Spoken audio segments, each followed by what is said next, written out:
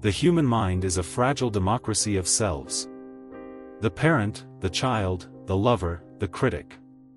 For a writer like Silas Thorne, the population is more crowded. It includes the ghosts of every person he ever conjured. At Blackwood, the democracy had been overthrown. A tribunal was in session, and he was the lone defendant.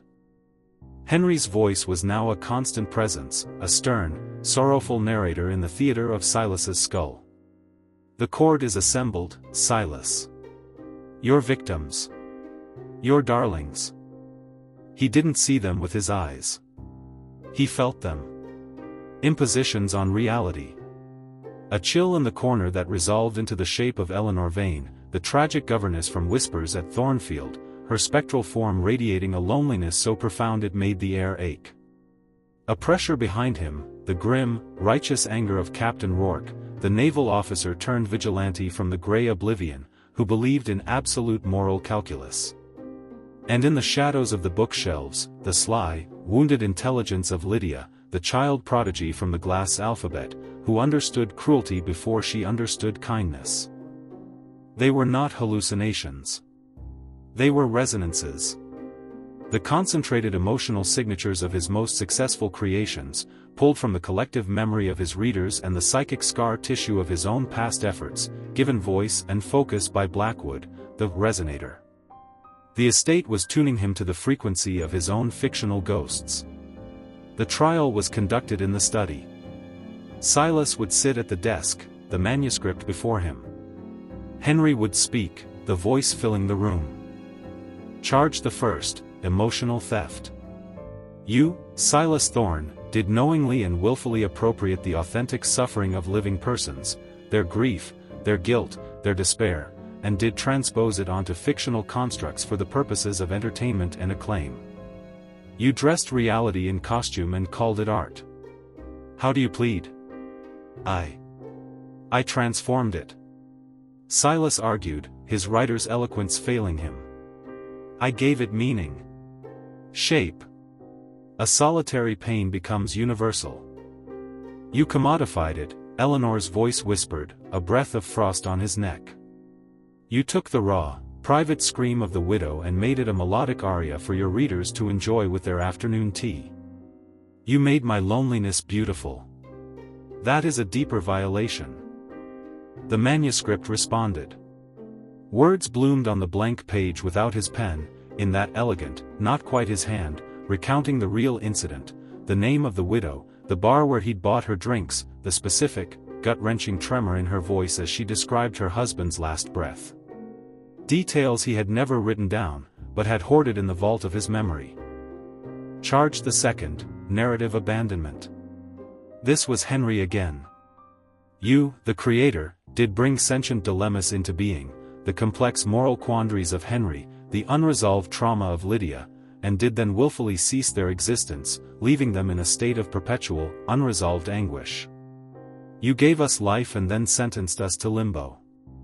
You're not real. Silas shouted, slamming his fist on the desk.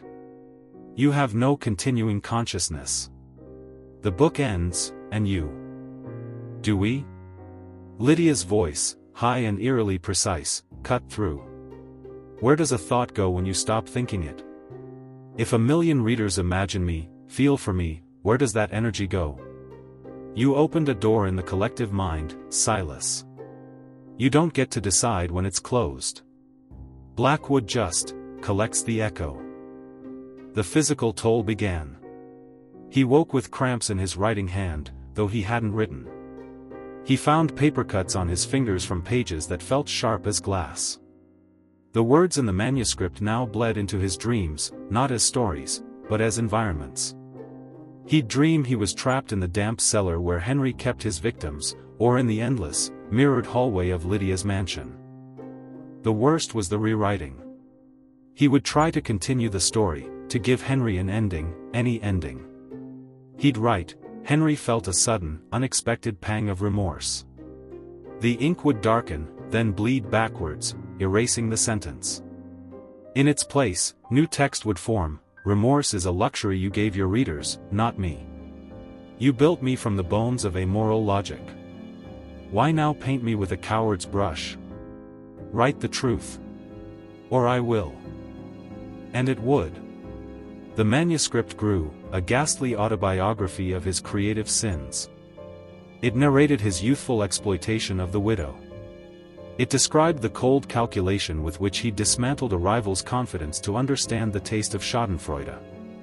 It was writing him, turning the author into a character in his own most damning story. Captain Rourke's voice boomed, judgmental. The moral calculus is simple. You inflicted pain to create pain. The scale must be balanced. You must experience the consequence of the dilemmas you crafted. The sentence, Henry intoned, his voice the sound of a coffin lid sliding shut, is completion. Not your completion. Ours. You will live through the final act of The Conscience of Ghosts. Not as the author. As the subject. The manuscript fell open to a freshly written page. It was no longer Henry's story. The protagonist's name had changed. It now read. Chapter 13. Silas stood at the cliff's edge, the roar of the sea below a mirror to the chaos in his mind. The ghosts were not behind him. They were within. He had two choices, as he always gave his characters, a hollow, facile redemption, or the honest, devastating fall. The rope was in his hands. It was time to decide what kind of man he truly was. Silas looked up from the page, his reflection pale in the dark window. Outside, the wind howled. Inside, the silent jury of his creations watched. The story had taken the pen from his hand. It was writing him now. And the final chapter demanded not words, but a life. This concludes part 2 of the Unwritten Book, The Judgment of Characters. The verdict is in. The sentence has been passed. Now, the author must serve it.